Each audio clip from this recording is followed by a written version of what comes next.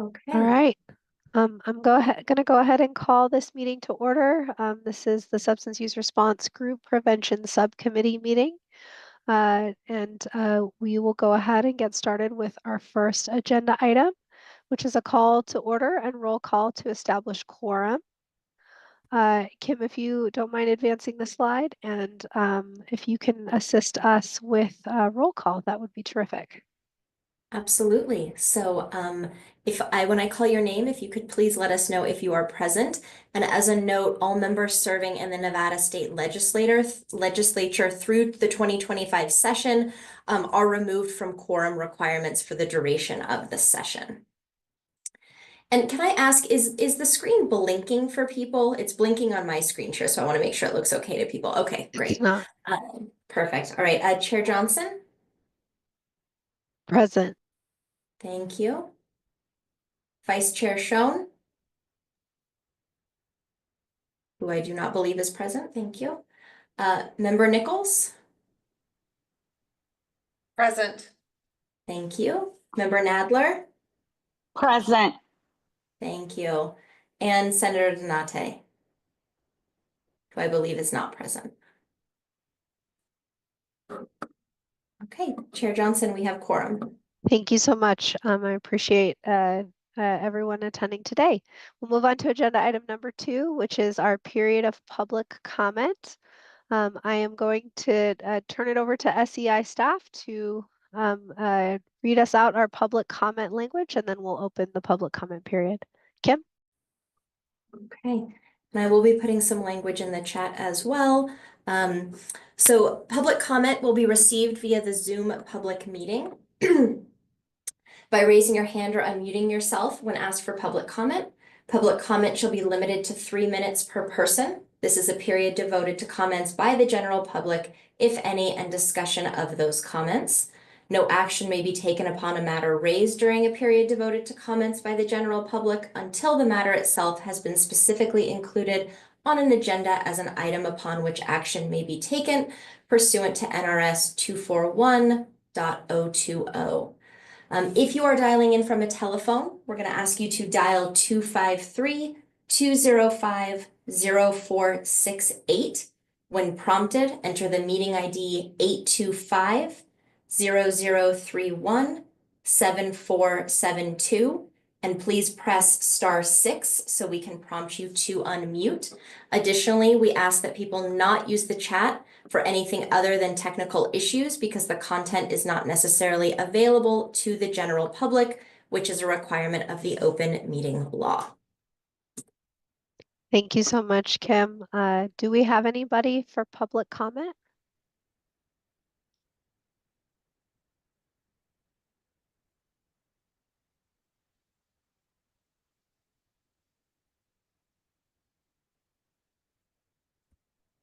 I do not see any hand raises or prompts for us to ask folks to unmute. Okay, thank you. We'll go ahead and close this first period of public comment. And we'll move to agenda item number 3. This is a review and approve of the minutes from our December 2nd, 2024 Prevention Subcommittee meeting. Thank you to SEI staff who sent these out, and they're posted on the website.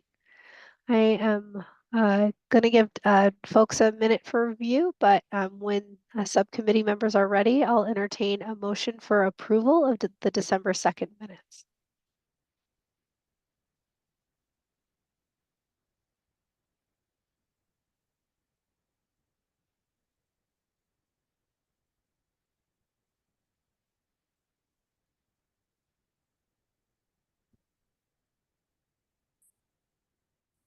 Debbie or Angela, feel free and let me know if you need some additional time to review.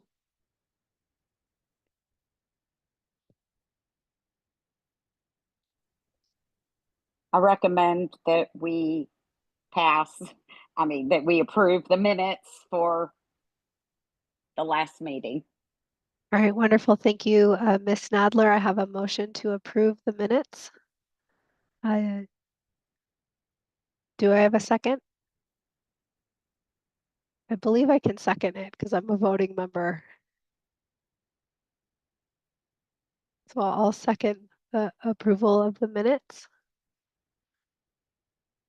All those in favor say aye. Aye. I, Thank you. Motion carries. Let's move on to agenda item number 4, and I apologize to everyone on today for my voice. I'm recovering from some sort of laryngitis or something. It's not painful, but I sound terrible, so apologies. We're going to move to just a brief reorientation for our subcommittee here today for 2025. And I am going to hand this over to SEI staff to review the attendance and recommendations process slides and how we go about making recommendations going forward. Kim, the floor is yours. Thank you. So since March of 2024, we have been tracking attendance for both the general surge and the subcommittee meetings. Any member who goes below a 75% attendance rate for subcommittee or surge working group meetings will be asked if they wish to continue serving. If you cannot attend a meeting, if you are a member of a subcommittee or the general working group and you cannot attend a meeting, we do ask that you please email SEI staff at least 4 business days in advance or as soon as you know that you'll be missing the meeting, so that we can ensure quorum or rescheduling of the meeting if necessary. Particularly with the subcommittees, they are relatively small groups, and if we don't have 1 or 2 members, it can sometimes impact quorum pretty significantly. So we appreciate any notice you can give us if you're planning to miss a meeting, and we will reschedule as needed. Are there any questions about attendance before I move on from our members? No questions for me. I have go a ahead, Debbie. question if you don't mind. Go And ahead, it's Deb. I'm so sorry, but it's probably only me. My emails get really backed up and it's not working properly. So when I go try to find the meeting, like say for next month, even though I've had it and I put it in my calendar, I can't get to the Zoom link. And I know this is asking a lot, but is there a way the day before the meeting you can send out possibly a Zoom link? Is that a lot of trouble? It's not any trouble at all. Mary, if you could please make a note so that we can add that into our process. I would so appreciate it. Thank you so much. Yeah, absolutely. Thank We you, know SEI technology team. can be troublesome sometimes, so we want to relieve any challenges we've got around that. Thank you, SEI team. We appreciate your accommodation. Okay.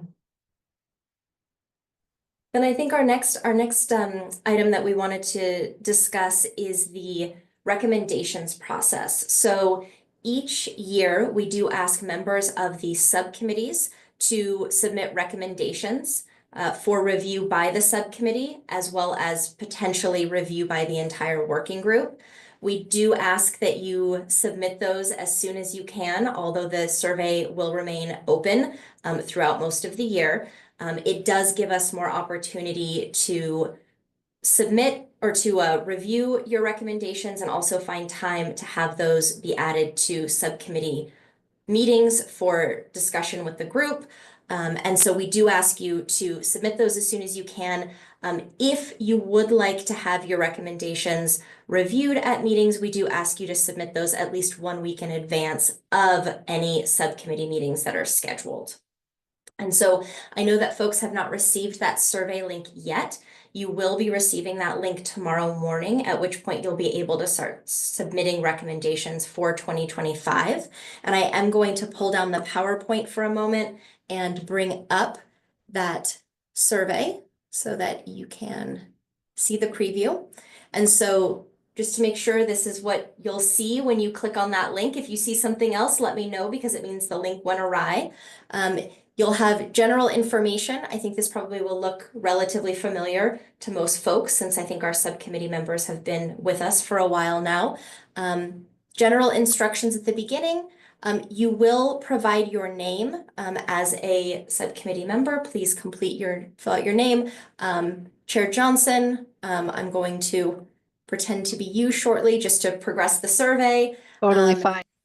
And then we'll see that you'll be asked to give general information, including the recommendation, any background information, any associated research or links that you think support your justification that you'd like us to include.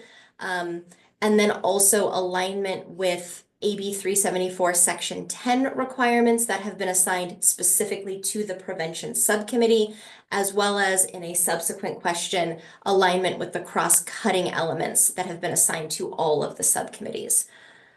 We also ask you to indicate which special populations your recommendation focuses on, if any. The action steps aligned with your recommendation, estimated time frame for completion, recommendation if it requires a fiscal note, and then impact, urgency, and some other questions throughout. So we do ask you to complete that. One thing that I would note is that we do, and in past years, have used responses to the survey more or less verbatim in the annual report. If there's any support that we can provide to prepare those for inclusion in the annual report, let us know. Otherwise, we will usually take them in verbatim. Right, so I'm going to bring back up our PowerPoint. I know that it just swapped on me. There we go.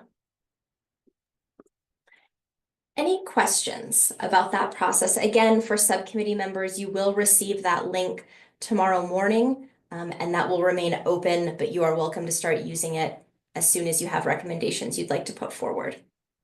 Thank you so much for going over the attendance and the recommendations process, Kim. Any questions on either of these from subcommittee members? Excuse me, it's Debbie for the record. Debbie Go ahead, Naplet. Debbie. So a prior recommendation that we made that wasn't implemented or is still sitting on the table, like let's just say the marijuana thing, for example, would I have to fill out that thing all over again, or just put in the topic that it's been done? Or Oh, that's a great question, Kim. I know we'll discuss in a moment about prior recommendations. If we'd like to carry those forward, would it be helpful to include them here, or how would you like that denoted through the survey? I think the question might be if you think there's any new information that helps to support or inform that recommendation, or if anything may have changed in terms of the populations impacted, urgency, any of that, I would recommend that you consider completing that survey. Even if at the front end what you do is reference this is a roll forward recommendation or a previously submitted recommendation, and then go through the survey, and it may be that there's some areas that you really want to highlight new information. If not, then I think adding a note that says, please bring forward the information provided with the first time this recommendation was submitted, that would be sufficient. The only thing I would note is that several of the fields in the survey do have a required field, so they have a little star. Go ahead and just put in anything in there. Go ahead and put in a star or an asterisk, something so you can move the survey forward and not have to worry about writing things out every time. perfect, thank you. So I can just put that in, and there is a more urgency because there has been more incidents, so I can add that to that. Perfect, thank you. Yeah, excellent question, Debbie. Thank you. I was going to ask if it's all right, Kim, what's your recommendation? I know in the past, sometimes myself or other subcommittee members either have a really great idea, or there are individuals on the call today who might reach out to a subcommittee member with ideas about what they're seeing in the community around these areas of emphasis, but we don't yet have all the answers to those questions. What's your recommendation for completing the survey? So if there are elements of the survey that you don't have the answers to, because some of the fields are required, not all of the fields are required, but some are, I think you should feel free to say more information to come or unavailable at this time. That way you can progress the survey. You do not need to wait to have really robust answers to every question that's asked in the survey before you submit a recommendation. Just know that you'll need to do a little bit of a workaround for some of those required fields. My recommendation is that you write something in like more information coming or more information, not available at this time, just something to let us know that that's a piece to circle back to. Okay, thank you so much for that guidance. I really appreciate it. And for members attending today, I think this is the time if, or community members attending today, that your subcommittee prevention folks have their recommendations open, so you can reach out to us directly or email the SURG subcommittee staff. We can follow up with you about either presentations or other ideas or things um, that are of importance for folks. The one other thing I would just note for members is that if you would like your recommendation to be brought forward in this year for consideration by the full surge, we do ask you to submit those by August via the survey because we need to have them reviewed and refined in September to allow them to be moved forward. Now, anything submitted after August is completely fine. You can continue to use the survey. Just know that it may roll into 26 because we may not have time to get it on the 25 slate. Wonderful. Thank you so much for the heads up on the timeline. I really appreciate it. I'm sorry, it's Debbie Nadler for the record. I have one more question. So seeing as legislative is in session now, and I don't know how long they meet through, May, June, whatever, but I know some of our things went forward or are going forward before them. So if they don't approve them, we could bring up something again. I mean, will we be doing more Survey Monkey? I mean, after they meet, so we know what they've passed? And is there somebody who's keeping up with what they have passed so far from what we've recommended? Sorry, I know that was a double-ended question there. No, that's okay. I believe the legislative session, sine die, is the end of May. And yes, I think is the short answer to your question. Kim, I know you and SEI staff have been tracking this. Do you have any other updates? I don't, and I would just note, Debbie, the Survey Monkey link will provide you the one link, but it will remain open throughout the year. So you can use that at any time. So whether that's now or in June when the session closes, and there's any updates about what may or may not have proceeded via that. Perfect. Thank you. Wonderful.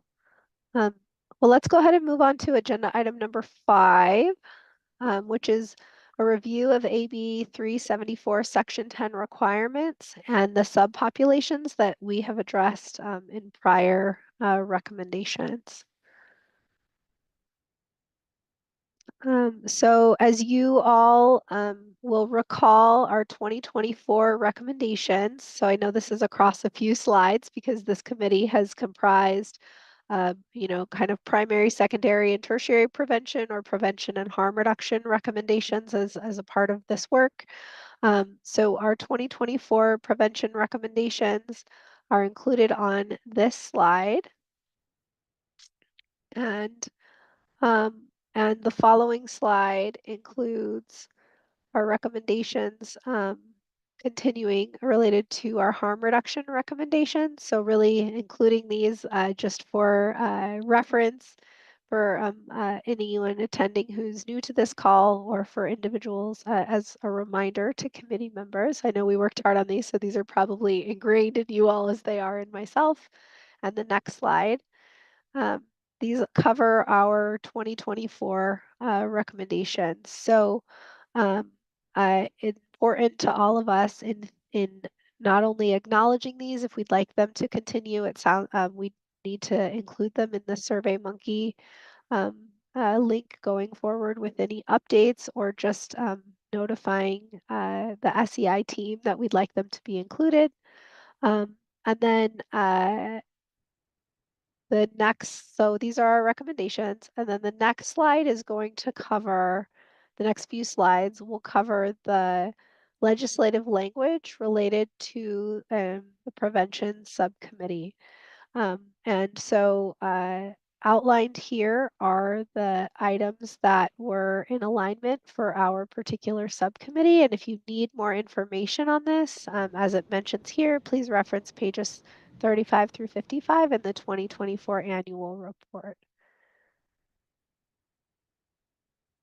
So our subcommittee is specifically assigned A, G, and J.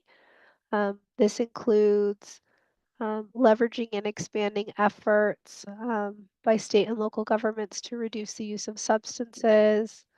I won't read all of these to you, so I'll maybe just summarize them briefly. Recommendations for places like the Board of Pharmacy or other licensing boards related to controlled substance prescriptions, and then studying the efficacy and expanding implementation of programs related to youth and families, and reducing harms associated with substance use when referring for treatment.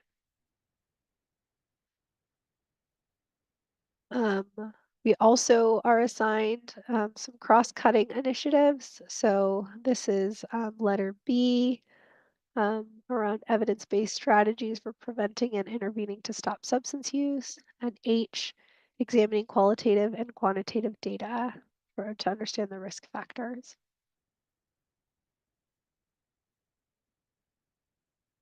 And Q, study, evaluated, making recommendations concerning the use of the dollars described in section 10.5 of this particular act. I'm going to turn it over to Kim, who has kindly summarized everything I just told you in this really helpful table. Could have probably saved you 10 minutes of your life. Sorry, everybody. With how all of this aligns, and so far where our committee has focused their most intensive efforts. Kim? Thanks. So what we were hoping to demonstrate on this slide here, just for reference for folks, is you have made recommendations across the last 3 years, 22, 23, and 24. And we wanted to illustrate how often those recommendations were noted as aligning with either your prevention subcommittee assignments, which are again the A, the G, and the J, and then the cross-cutting assignments that are the responsibility of all of the subcommittees, B, H, and Q. We do have this in a slightly different way on another slide, so you'll be able to see them, the actual writing, in a moment. And so we just wanted to illustrate where, as Chair Johnson said, where the group has kind of focused their efforts. And so I'll just pause here on this slide to see if any of the subcommittee members have any comments or questions about the information that they see here. I will note at the bottom, we did also highlight the other sections that the prevention subcommittee has aligned their recommendations with. So there are more components than just A, G, J, B, H, and Q, right? There's C, K, I, all of the letters in between. And this group has aligned their recommendations with some of those as well. So we didn't want that to get lost, but because it's not a direct assignment, we didn't put it in the table itself. So I'll pause there and see, as it looks like Chair Johnson, you're coming off mute. Any questions or comments about these?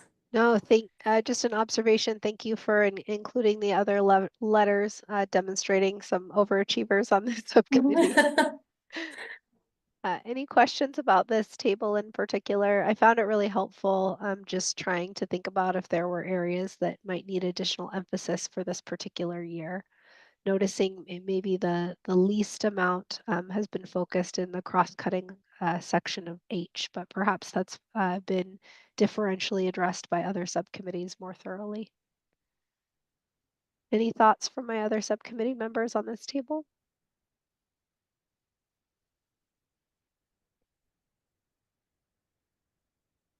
All right, back to you, Kim. Right.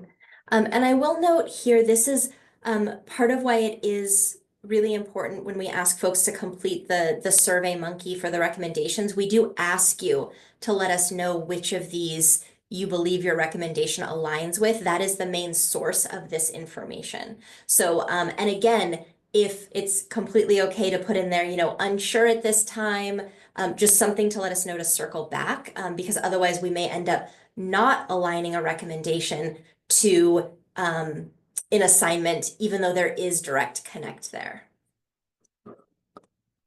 Okay. So on the next slide, this is the number of times that your recommendations, specifically the recommendations moved forward and elevated by this subcommittee, aligned with your assigned components. So these are the components assigned to this prevention subcommittee directly. We've put it in here because I don't know about you probably, but for myself, I hadn't memorized what A versus J comprised. So we wanted you to, rather than just see this slide where we just give you the, letters of the component, we have written that out here to illustrate. So as you can see, you have most frequently aligned your recommendations with J, which is studying the efficacy and expansion and expand the implementation of programs to educate youth and families and reduce the harms associated while referring people to evidence-based treatment. And then A and G are tied with 6 each, one of which is leverage and expand efforts to reduce the use of substances. And then the next one being making recommendations to ensure that controlled substances are appropriately prescribed in accordance with the provisions of those NRS that are noted there. So I'll pause on this slide and see if there's any questions or comments.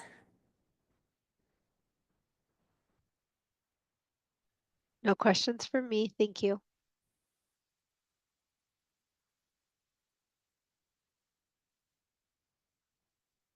Right.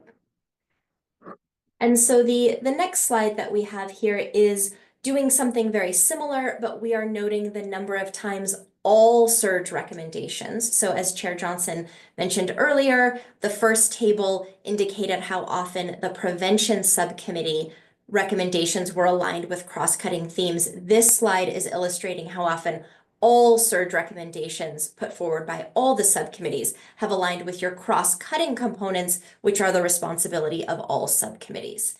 And so you can see here that assessing evidence-based strategies for preventing substance use and intervening to stop substance use is the most frequently aligned recommendation.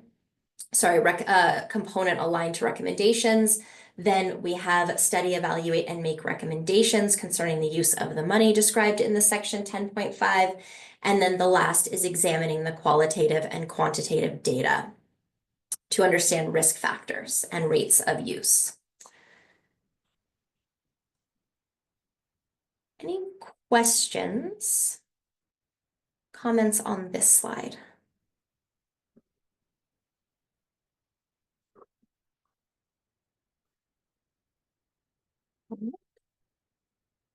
We'll move forward.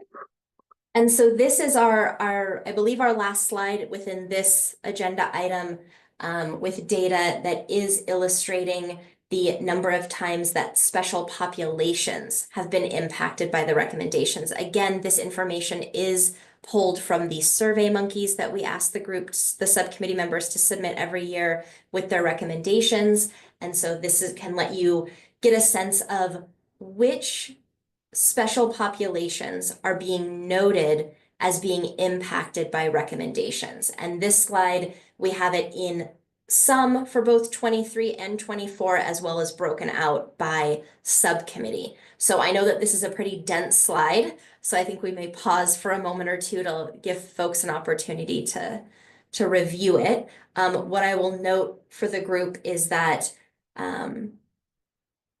this prevention and harm reduction recommendations, so the recommendations put forward by the prevention subcommittee pertaining to prevention and harm reduction, have been most frequently citing other populations overly impacted by substance use disorders, followed by veterans, elderly populations, and youth, as well as persons who are involved in the criminal justice or juvenile systems, and people who inject drugs. And the special population least frequently cited as being aligned with your recommendations is pregnant women and the parents of dependent children.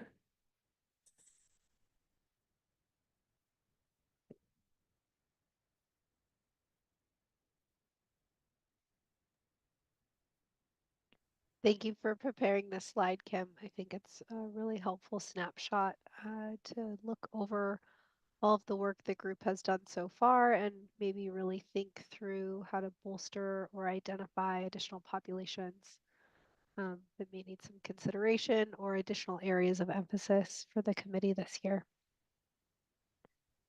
Any other questions before we move to the next agenda item?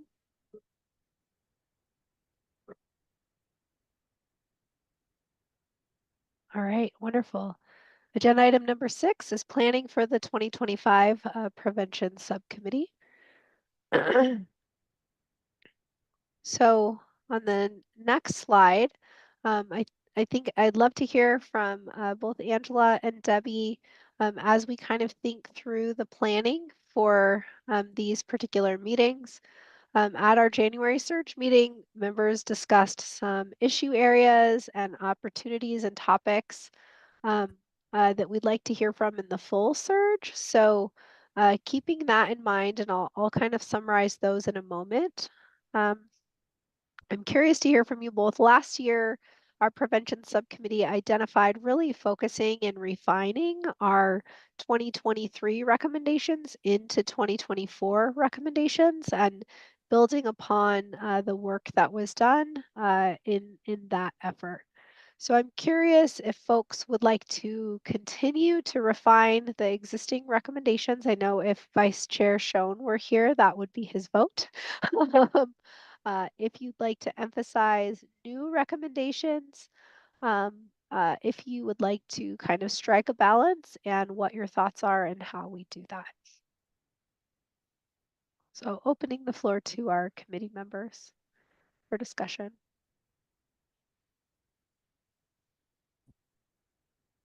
I have a question. Of course, Sorry, Debbie, this go is ahead. Debbie Nadler for the record. So I'm not sure it has to do with this or not, but I had a thought. The money that we've given, not we, our recommendations that have gone in and money that has been given to entities so far are we keeping tally, or do they have to send in a report on how they've used the money? Great question. Does Sorry, finish your thought, Debbie. that there's another part, but I can't remember, but that was on my mind. I've been thinking about that. How do we know if they're spending the money, what they're spending the money on, and what kind of achievements have they accomplished in the year or 2 years or 3 years? I don't think we've ever talked about that. Thank you. I think you may be referring to the work of the Fund for Resilient Nevada and our, for lack of a better word, maybe sister committee, the ACRN, the Advisory Committee for Resilient Nevada, that oversees the Fund for Resilient Nevada, the state's opioid settlement funding.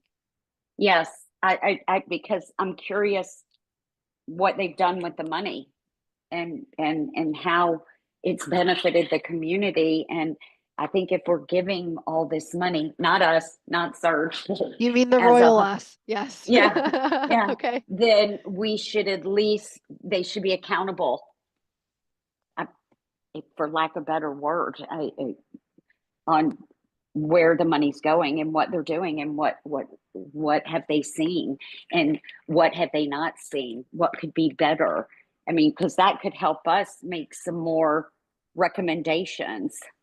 I think it came up in my brain. Thank you, Debbie. I hear you asking for maybe an update from the Fund for Resilient Nevada on not only successful executed projects or projects that they've executed, but maybe where it aligns with the SURG recommendations from 2024 and some of the outcomes that they've seen. I don't know if that is on the list for the April larger SURG committee meeting or not. I do know that we have had presentations by the Fund for Resilient Nevada in the past, but so I think we can work with SEI staff and the Attorney General's office to make that recommendation. I know that we've had an update on the opioid settlement spending, specifically from Mark Kruger, but it sounds like you're hoping for an update on the programming from the Fund for Resilient Nevada. Yes. Yeah, basically just how are they using the money? What has it done? What's worked? What's not worked? Because that I think will help us make more recommendations or different recommendations based on what's working and what's not working. Thank you so much, Debbie. Kim, are we able to note that and pass that feedback along? We will, yes. Okay, thank you for that.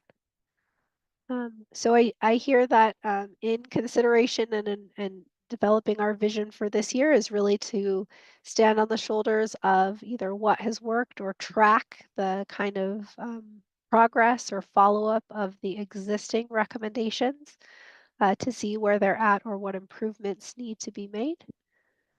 Angela, any specific feedback or questions in your vision for this committee this year?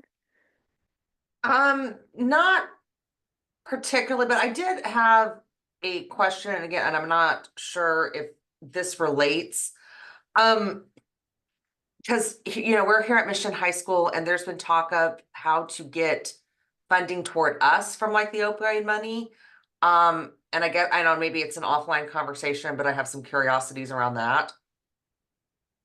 Yeah, interesting. So potentially in the update from the Fund for Resilient Nevada might be a recommendation for how folks can know about open requests for proposals or opportunities for individuals to apply, individuals or agencies, businesses, groups, whomever, as part of that recommendation so that people are aware. Thank Hopefully you. that's an okay translation. Yeah. Kim, are we able to note that in the request? We will note that in the minutes, and then we can elevate that to the group for consideration at future SURG meetings. Wonderful. Thank you. Thank you. Debbie Nadler, for the record, I do have something I do want to talk about with the prevention. And I don't know how to phrase this properly, but this past year, I have seen so many incidents in schools with kids that have to do with mental health. And we all know it's a dual, when they start using, it's a dual diagnosis when they're using. Is there some kind of programming, something, and I'm not sure what that would look like, that has to do with mental health for the schools? Counselors, they've narrowed down how many counselors are in the schools. A friend of mine is actually a counselor. She has to go to 10 different schools because they don't have enough certified mental health counselors in the schools.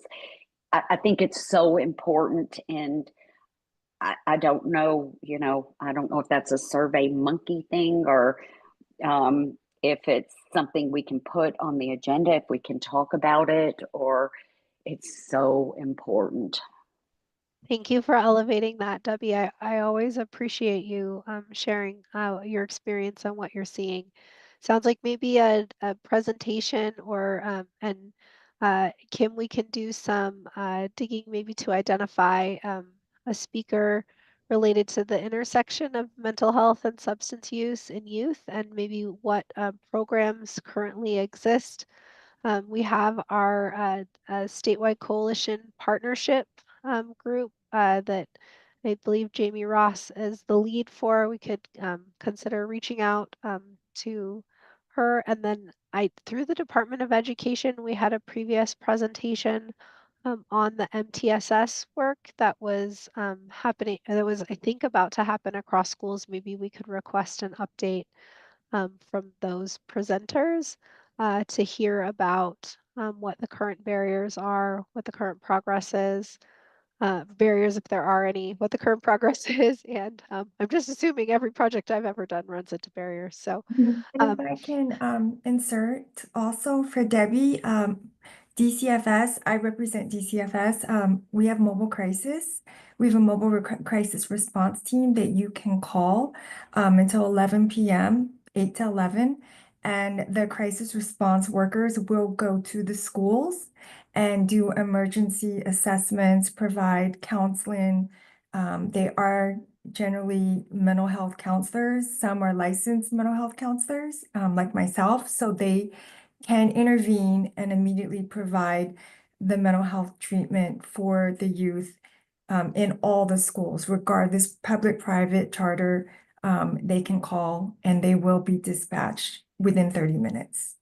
can you please state your name for the record and Yes. the department you're with? Sorry, this is No we problem. usually have to recognize committee to speak. So Yeah, go ahead. so I'm Marcy Trier, and I'm with Department of Children and Family Services. Thank you. Yes. So potentially a presentation on that, Kim, would be helpful. Yes, and they could come out and provide a presentation if needed. I can definitely reach out and have that scheduled if you needed that. Well, we will note that in our minutes. And then I have another part to that. Great. I'm sorry, Debbie No, Nadler go for the ahead. record. So on the back of the student IDs, we know there's a number, Safe Voice, that's supposed to be on the back of every card. Who answers the phone for that? Who does that Safe Voice go to when the kids call? So we can make a note to circle back to that at a future meeting. Chair Johnson, does that sound like possible? We can explore the different information around that, I think, versus trying to answer it today. Okay, yeah. Yeah. Does that so sound? Yeah, Go I'm ahead. hearing, I think it's related to your comment about kind of that intersection of mental health, Debbie, I think, and Yeah. that piece. So in our request, we'll ask if the presenter, or if we can identify a presenter who can speak about the Safe Voice program as well, and kind of what that process looks like. Okay. And then the very last thing is, and that's great that there's a response and that somebody's coming out there in case of an emergency. But back in the days when my kids, which wasn't 10, 15 years ago, were in high school and even middle school, there was always a certified mental health counselor there for the kids to go to. Somebody, you know, so much is happening in the schools, and there's so much hatred, there's so much anger, there's so much bullying, there's so much substance use. Is there something that we can implement, some kind of program where their mental health is part of the programming in school? Yeah. Thank you for your questions, Debbie. Definitely, I hear you identifying us to focus on some presenters who can talk a little bit more about the intersection of mental health in school and how it's being resourced, and what the different programming and program types are. So absolutely, we can get that on the calendar. And I think if there's a specific recommendation that focuses on that intersection that you have in mind, I definitely encourage you to fill out the SurveyMonkey form so we can begin working on a recommendation around this for our committee this year. Okay, like if I've seen it done in other states, I can point to that. Okay, perfect. Thank you. Yes, great example. Absolutely. Wonderful. So I'm hearing, just to summarize, I'm hearing kind of a mix of building upon recommendations that the committee previously has had, and also identifying some new areas or engagement for our work as we move it forward, Kim. So I do think that that will be helpful. as we think about where we want to be by October when we start narrowing these down, that we have kind of a mix of maybe a few new recommendations and some updates to our existing recommendations. By way of summary, just wanted to mention at our last SURG meeting what some of the topics that are planning to be included at the larger SURG meeting in both April and July and potentially October. So in April for consideration are legislative updates, including hearing updates on bills that were submitted or related to this work, an update on the opioid settlement at all of the meetings, an update on our annual reports dissemination, results of the member survey that SEI has sent out. There was a recommendation for compassionate overdose response and an update and a presentation on that. There's been some additional movement on AB 19 that's currently in the legislature, which adds additional members to the SURG. As proposed, it adds the executive director of the Department of Indigent Defense Services. I apologize, I always say that incorrectly. A member of the general public, a person who is emergency response employee, a representative of the Division of Child and Family Services in the Department of Health and Human Services, and a representative of the Nevada District Attorneys Association or its successor. At the hearing on February 17th, additional members were suggested, including someone from the Clark County Public Defender's Office, someone from DPBH, and people from multilingual households that have been impacted by the drug crisis. At the hearing, the AG suggested getting input from current members and would like to discuss in the subcommittee meetings here about these particular members. So I'll open the floor now to see what members think about the additions from the February 17th meeting. If you have any input about the additional members suggested being someone from the Clark County Public Defender's Office, someone from DPBH, and people from multilingual households that have been impacted by the drug crisis.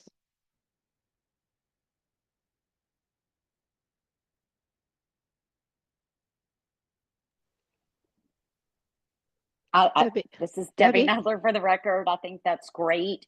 Could we add something to that, make a recommendation, or it is what it is?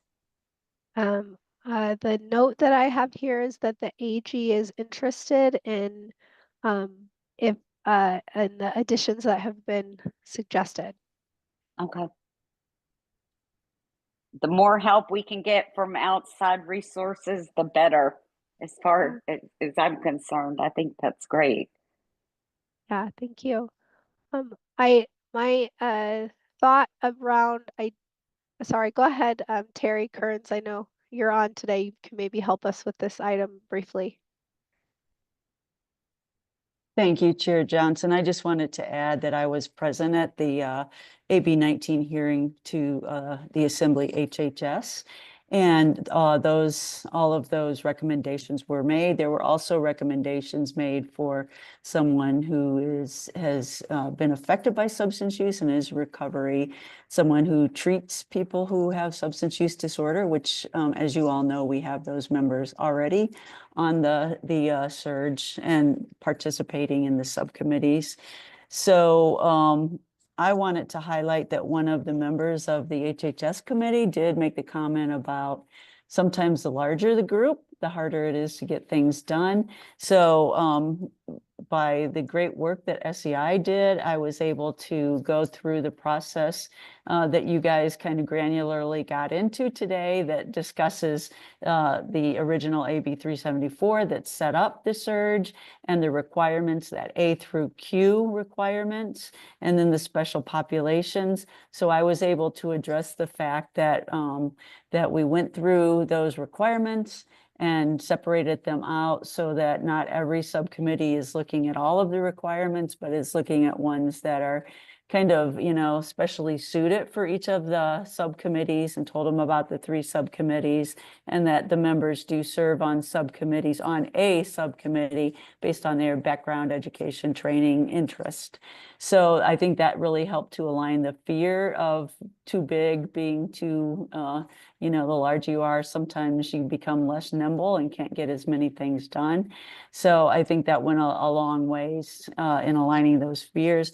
I know that the AG's office, being the chief of staff, is talking to DPPH and to HHS about membership, because if we do add someone from DCFS, we also have someone from the director's office, Beth Slamowitz. Dr. Slamowitz is also a member. And then if we added somebody from DPBH, that would be 3 members from HHS. So there is some back and forth, just to let you know on that. As well, the chief of staff has reached out to the Clark County Public Defender's Office to talk to them too about their request. So that's just kind of highlighting a couple of things that came up in the meeting. Thank you so much, Terry. I appreciate you hopping on as a SURG member and being in attendance today for some background. You echoed my thoughts about adding someone from DPBH. I was curious how that would be aligned with the current DHHS director appointee and how that would be in alignment. So I share in that thinking as well. And I also, to echo your concern about making sure that we have the right members on the committee. So just enough, like the Goldilocks amount to get things done effectively, but that scheduling doesn't become too burdensome for the committee to move forward. So I really appreciate that feedback. By way of summary for the other subcommittee meetings in the year, so it looks like we'll hear more hopefully about AB 19 as it moves forward at the April meeting and ongoing. In July, we'll have, there's a proposed presentation from the Clark County Regional Opioid Task Force on current trends in substance use, on MOUD in rural jails, and updates on the crisis response centers in Washoe and Clark County. And then in October, there'll be updates from DHHS on the status and progress of recommendations. I do know in terms of thinking about our next meeting, I do know that SEI staff have been in communication with Dr. Love. Debbie, I believe that was your recommendation to schedule a presentation regarding cannabis. So we've been in discussion with Dr. Love to identify a time that works for her schedule for an upcoming presentation. I wanted to give you a heads up on that. Thank you. Perfect. Thank you. And as we've identified here today in our discussion, it sounds like I'm happy to work with Kim and the SEI team to follow up with additional recommendations for an upcoming presenter at our May meeting. Any other items for discussion here before we move to agenda item number 7? I have one, and I'm sorry, this is Debbie Nadler for the record. And I think it was Dr. Kern's group. I can't remember if we overlapped with this one or we had done it. It was about the Good Samaritan law. It keeps getting pushed. Is that resting with Dr. Kern's group or is that with our group? Remember, we were going to get, because it's such a slippery slope, we don't know really the laws. Thank you. Dr. Kearns, are you able to share if your subcommittee is looking at a recommendation around the Good Samaritan law? Sorry to put you on the spot. No, that's no problem. We just had our meeting yesterday, so it's fresh in my mind. Terry Kearns for the record. The response subcommittee is looking at the kind of the intersection of the Good Samaritan law and the drug-induced homicide law.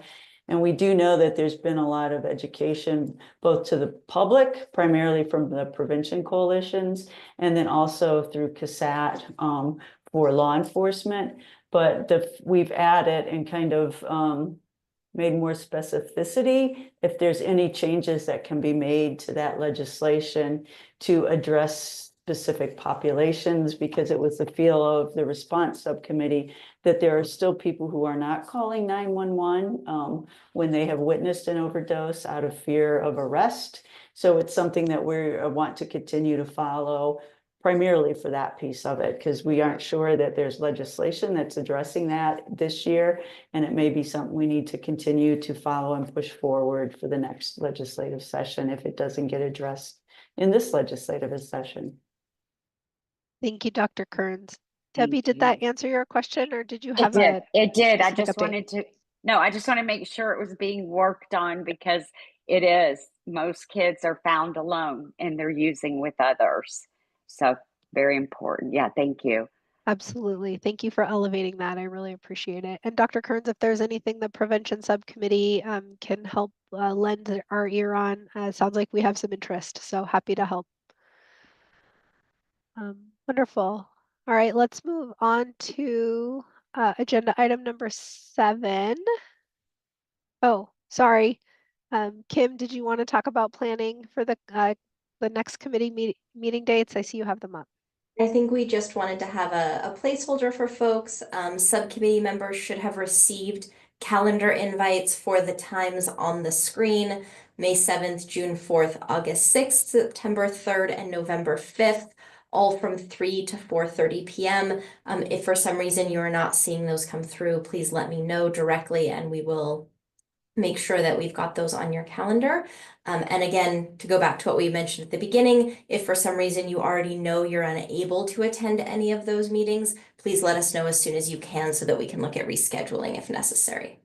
Terrific. Thank you so much. I appreciate your team being proactive in planning these. All right, agenda item number 7. We'll just touch base on a report out for the April 9th SURG meeting. So historically, I've led just a brief report out on what was discussed here at the meeting, and just noting that the Attorney General's interested in the subject of new members, so that may be asked for in a vote at our April meeting, as Dr. Kearns so kindly gave us some updates on where that bill was happening. So hopefully folks can be prepared for that.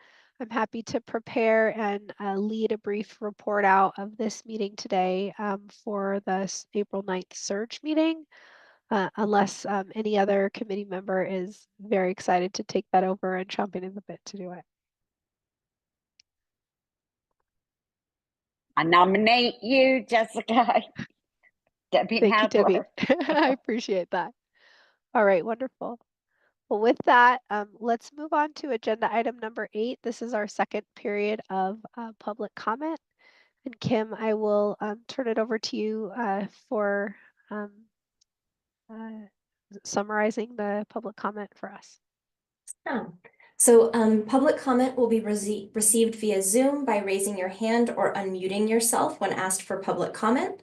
Public comment shall be limited to 3 minutes per person.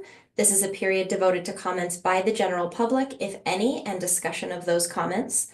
No action may be taken upon a matter raised during a period devoted to comments by the general public until the matter itself has been specifically included on an agenda as an item upon which action may be taken pursuant to NRS 241.020.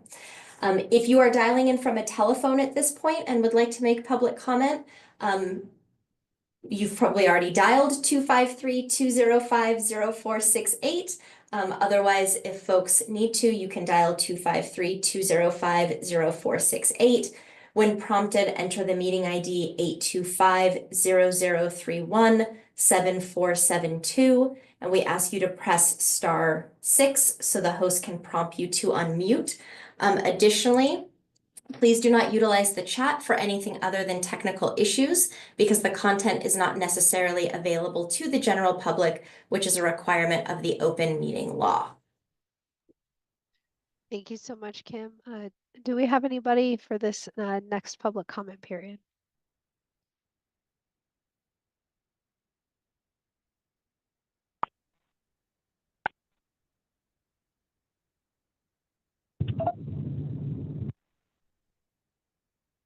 hear someone unmuted their phone. Could you please state your name for the record? My name is Tamika Shanti Rosales. I am not sure if everyone can hear me. We can hear you. Great. For the record, my name is Tamika Shanti Rosales. I am the Deputy Director of Government Affairs for the Boys and Girls Club. And I just want to introduce myself and thank everyone for all they do and all of the great commentary and discussion at this meeting. This is my first time, but I will be attending on behalf of the Boys and Girls Club. Thank you. Thank you for attending. All right, wonderful. Seeing nobody else raising their hands for public comment, we'll move on to agenda item number 9, which is adjournment. Thank you all for your attendance today and input on the discussion items here. A big thank you to our SEI team as always for preparing all the background work in the agenda for this, and thank you all for putting up with my terrible voice in discussion today. So happy, we'll see you all at the SURG meeting in April, and stay safe, everyone. Thank you. Thank you, Jessica. Feel better. Drink hot tea. Thank you. Thanks.